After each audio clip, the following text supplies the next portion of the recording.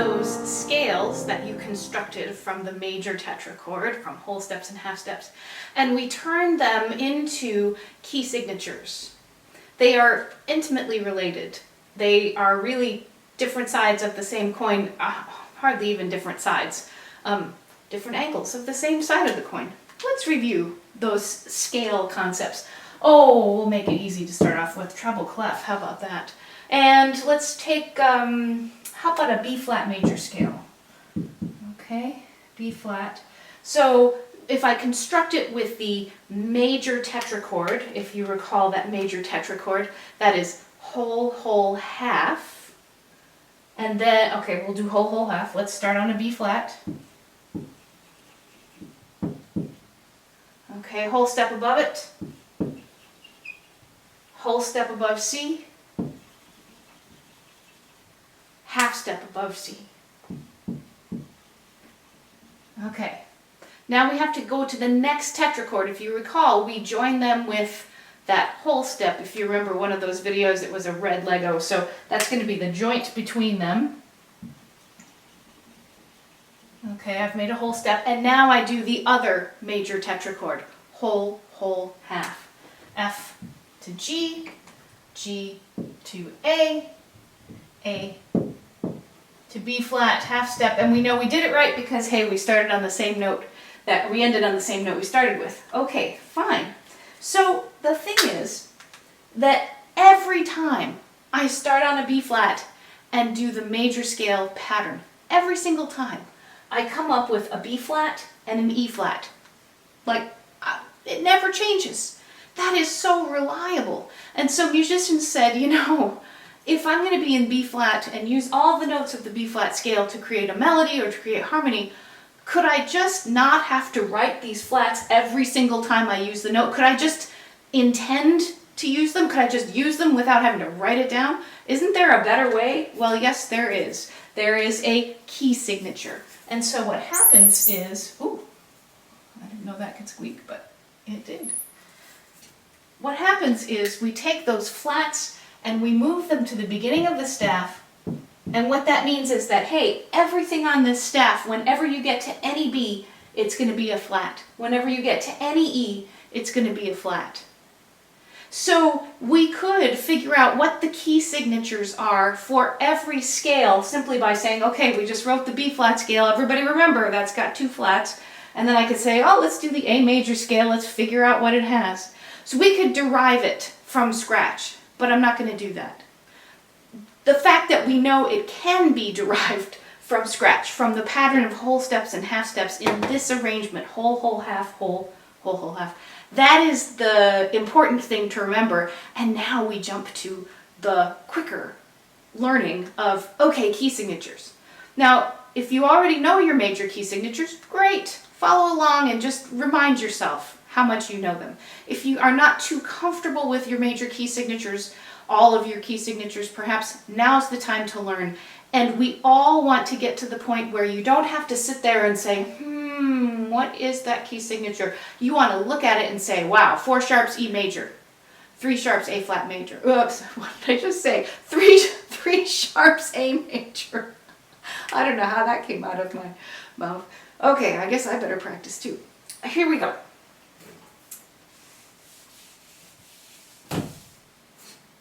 The first thing that we're going to start with are the key signatures that have sharps in them.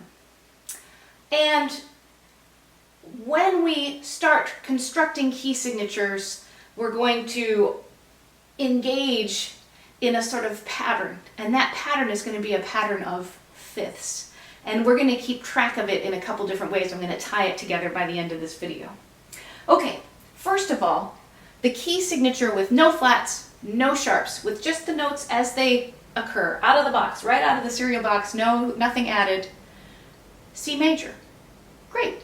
C major is the key signature with no flats, no sharps. I'm going to put C capital M because it's kind of hard to tell if a C is big for major or little, lowercase, for minor. We'll talk more about minor another day. Now, what if I want to use 1 sharp in the key signature? it will always be the same 1 sharp. And I'm going to keep track of those up at the top of the board here.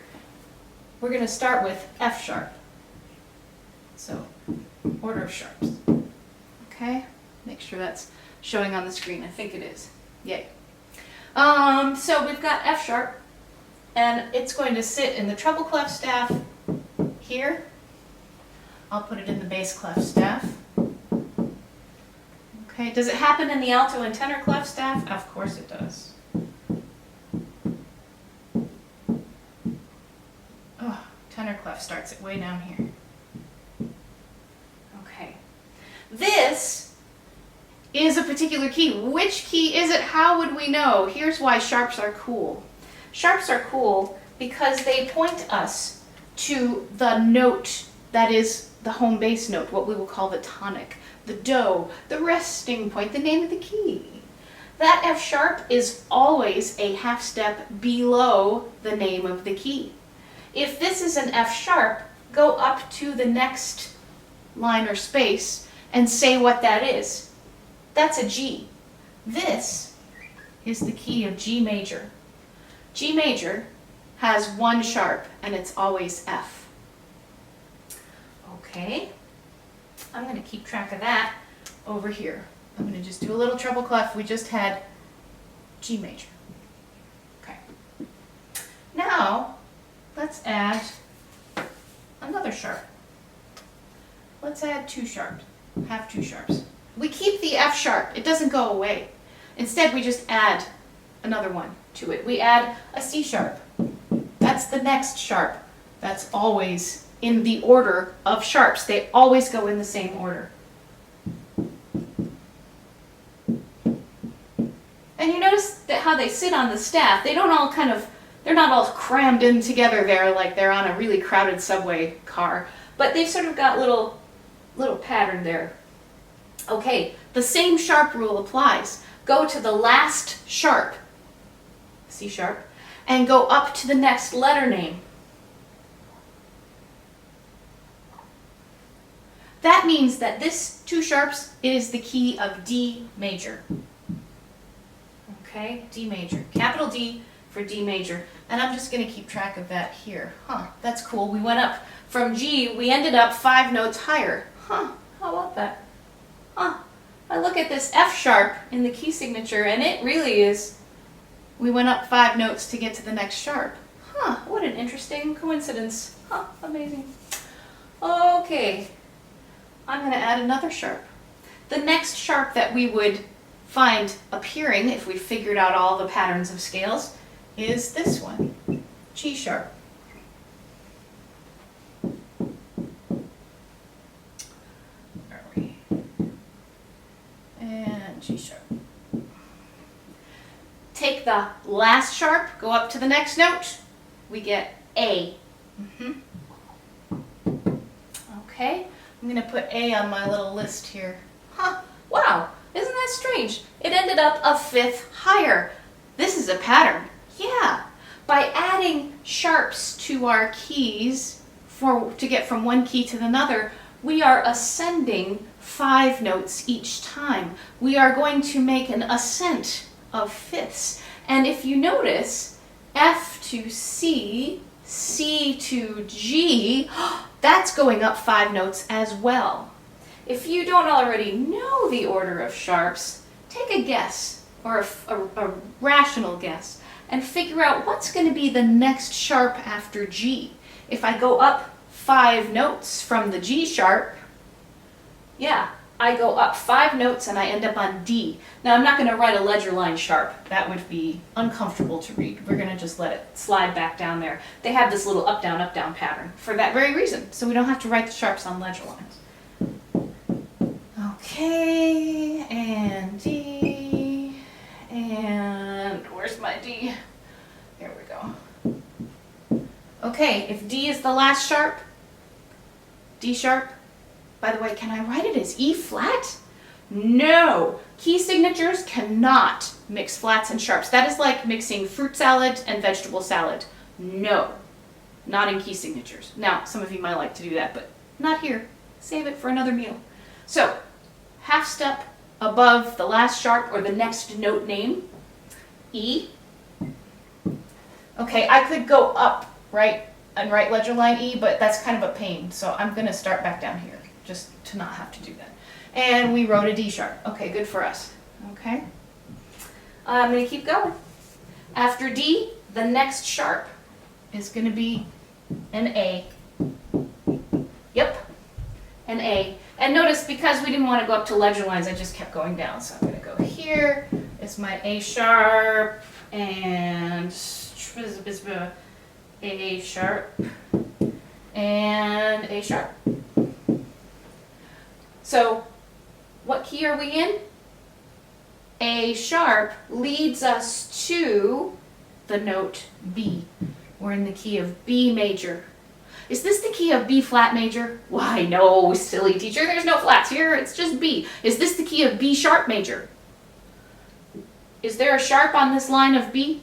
No, so it's just the key of B. I know you know that, but I'm just saying it out loud. Okay. All right, and that was a B on our little list. Okay, let's predict. Can you predict for me what the next key might be? If I go up 5 notes from B, might be some kind of F. Let's find out. I'm going to add the next sharp, which, if you've already figured it out, it's an E sharp. And where are we here? Oh, alto clef. I feel like that does not look good, but I might have to look that one up and correct it. And E sharp here, I'm pretty sure it goes down. Sorry, trombone players, if I've gotten tenor clef a little wonky in the key signature there. I should have looked before I filmed. Okay, we predicted that it was going to be an F. E sharp was the last sharp, go up to the next letter name. Hey, I land on F, but wait, who's sitting on the line F? Who's already there? The sharp. So this is not the key of F major, it's the key of F sharp major. Okay, now, vocalists, let me talk to you. Here, you and me, right here. You have to say the names of the accidentals. You might not be in the habit of even, like, you're looking at lines and spaces because you're not putting down fingers to create notes with an instrument. You're just singing. Change that pattern and now embrace the accidentals because they matter. You can't say, oh, I'm in the key of F. Well, sharp, whatever, it's close enough. It's not close enough. So make the switch and now start paying attention to those accidentals. Okay? Instrumentalists, you're a little puzzled because you can't quite ever think of not needing to pay attention to them. But, oh, there's going to be some things that vocalists will teach you. Don't worry. Okay, so we have the F sharp major. I'm going to add our E here, and I'm going to add the F here. Should I add the F sharp? Sure. I'll add the sharp. Okay. That doesn't look much like an E, does it? All right. We're almost there. We're almost out of room. We're going to add one more sharp. What could it possibly be? It would be the B sharp. Okay, the B sharp. Wow, that is a ton of sharps. In fact, that is all the sharps. I know you'll be glad to know that we don't have any more. If we had to add more, we'd have to start adding double sharps. And I'm sorry, but if you wanted to have double sharps in your key signature, you could, but you would make a lot of people very sad. We just don't do it. No need. Okay, if B sharp is the last sharp, go up to the next line or space. That's a C. Is this the key of C major? Why no, silly. We already know. We know that C major has no flats, no sharps. Look who's sitting on that line, C sharp. So this is the key of C sharp major. I'm putting that capital M again because it's hard to tell if it's major or minor. Let's see. So we've got all 7 sharps. I'm going to stick my little thing there. So 1 sharp, G major, 2 sharps, D, A, 3 sharps, 4 sharps is E, 5 sharps is B, 6 sharps is F sharp major, 7 sharps is C sharp major. It's just that easy. You just memorize it eventually. Now, however, after memorizing it, if you have to explain to someone else who doesn't know, someone who is learning the key signatures, you now know how to explain the sharps major key signatures. How do we do that? Okay, great. Well, what if I were to say, okay, I'm not going to spell the key signature for you. I mean, you're going to spell it for me. I want you to give me a key. So I want you to write the key of E major. How do you do it? Well, eventually you're going to have it memorized, so you know. But until you get to that point, what's the way to help yourself memorize? You would list the order of sharps. Go ahead and start at the F and work your way through it until you get to the letter that is just below the name of the key. So I want to stop just below E. So here I go. I'm going to start with the F. F, C, not there yet. G, D, stop. D is right below E, name of the key. Okay, I want to write the key of D major. Okay, here we go. Start with the order of sharps. F, C, stop! Because that one is right below the name of the key. Okay, we'll practice more with that. The order of sharps, you're going to hear it in the sight singing videos quite a lot because we're going to repeat that order of sharps. F, C, G, D, A, E, B. Now, the order of flats is going to be much easier for a specific reason, but I like to start with sharps because it makes you think a little bit. Okay, here I go. I'm erasing. Goodbye, order of sharps. Remember that pattern of 5 notes going up for the order of sharps. That's going to come in handy sometimes too. Okay, now we're going to do flats. Again, if we start with no flats, no sharps, we're still at C major. Okay, so that was C major. Let's put our little checklist back here. I'm going to add 1 flat. That flat is always, the first flat we always add is going to be B. Okay, so here we go. I'm adding the flat. And there we go. Okay, the rule for flats works great once we get past 1 flat. So you're going to have to memorize this one. Oh, you can do it. 1 flat is the key of F major. Ta-da! Hello, here's F major. It has 1 flat. Now you've memorized 2 of them. You've memorized C major and you've memorized F major. That's great. There's only 10 more to go, so that's great. So, okay, F was the next one. I'm going to put it on our little log. Ooh, we went down 5 notes. Remember with sharps, we were going up 5 notes? Now we're going down 5 notes. Interesting. The next flat that we would add is going to be the E, E flat.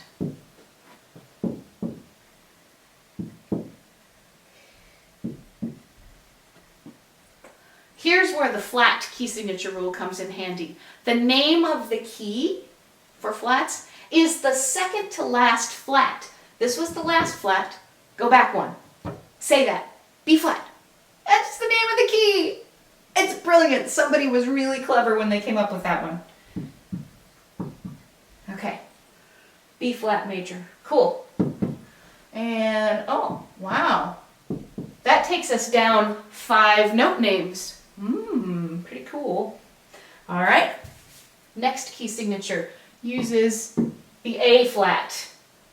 Bet you could have guessed that because we're going down 5 notes each time to find the flat names. Okay, here goes the A flat.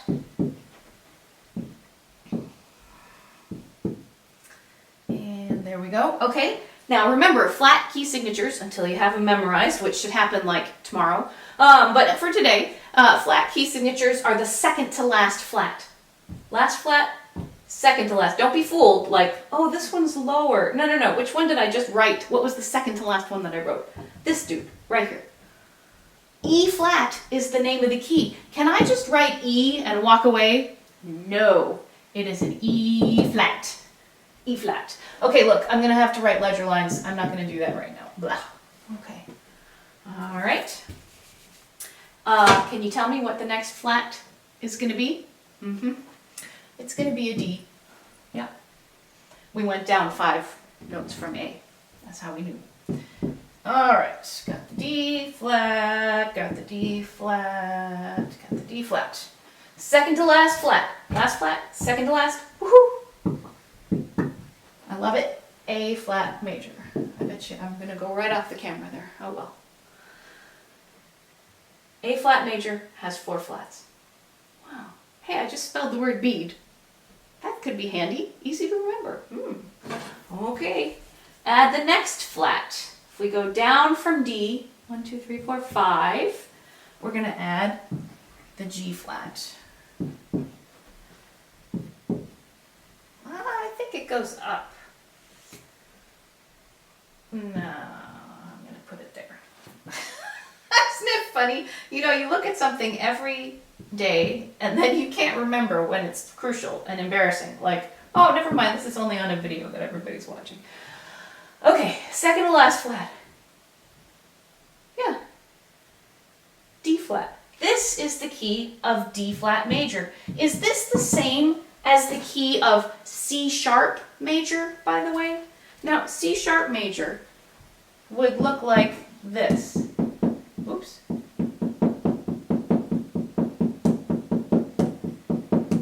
It has all the sharps. C sharp major has 7 sharps. D flat major has 5 flats. They sound the same, but there might be a reason why we write music in the key of D flat major. Maybe it's easier to look at. Maybe we like flats better. Or we might decide to write it in C sharp major.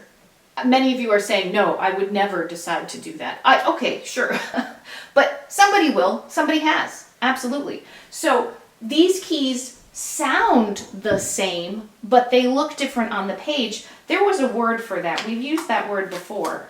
That word is enharmonic, and I bet this red marker does not show up very well. Enharmonic. Enharmonic. Sounds the same. Enharmonic. They sound the same, but they don't look the same on the page. Okay, we got sort of bogged down there with these important side issues. We just had the key of D flat. Okay. Goodbye, enharmonic key. And goodbye, enharmonic word. We're going to add the next flat, which is C. The C flat is going to go here. It's going to go here, and here, and here. Second to last flat, that means this is the key of G flat major. If I said to you, well, what key would be enharmonic to the key of G flat major, you would say, why, that would be F sharp major. Are they the same? Well, depends on what you mean by the same. Do they sound the same pitches? Yes. Do they look the same on the page? No. And something that you will learn later on in theory is they have different relatives. They sound the same, but they're going to go in different directions harmonically. So that's why we have to know them all. G flat major. Okay, we got one more. The last flat. I bet you can guess what it is. It's the only note we haven't used yet. It's an F. Okay, oh, and I'll log our little G flat major thing there. Okay, so we've got to add the F flat. Here we go, and we add it here. Something's not right there. I'll regret it. I'll maybe, if I have a chance, I'll put a little picture on the screen of the correct looking key signature. It's in your theory book, so that's good. Okay, 7 flats. The second to last flat is C flat. This is the key of C flat major. Whoa, think about that. No flats, no sharps, C major. All 7 sharps, C sharp major. All 7 flats, C flat major. There's logic to it.